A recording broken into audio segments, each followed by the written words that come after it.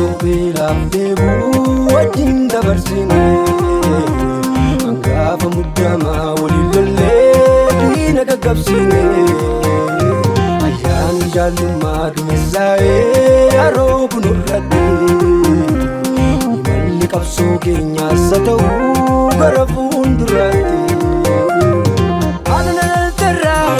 Haadha sinaan qabaa abbaan dhalcheerra sumatu naaf abbaa obbolaa dhiigaarra situ naaf dhiyaata fira biitaa jaala situ naaf birmata guyyaa rakkoo gootu naftee naa hawwata adoo koo wallaante reeffa koo hawwata dhibbinu gidduudha balee atiin biriirru hafuura jaallummaa qabnu homaan jijjiirru.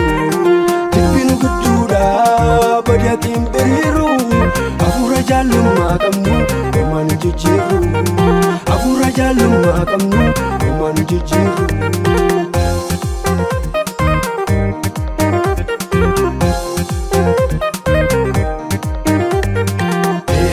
Akkas garaagarummaa akkas ifa beekumsaa akkas nalaannalummaa akkas siyaasaaf dhiisaa akkas waliin beelofne akkas waliin leebonnaa akkas saggoo bal'anne akkas maa walii baannaa akkas rakkoo furachuun akkas ilaa filame akkas dhiigaa filafee akkas jaallantuudhaame jaallantuudhaame jaallantuudhaame jaallantuudhaame.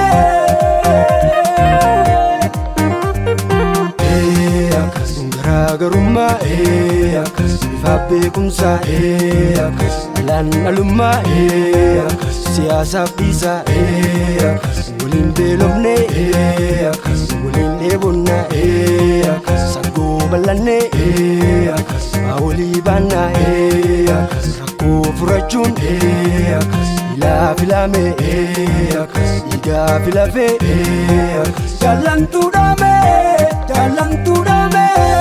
Jaallantuudhaame jaallantuudhaame kaayyoo gooti gaalii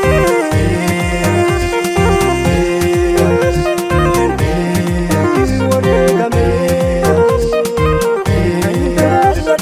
soo asaan dabalame dhiiftee galmaan ga'u.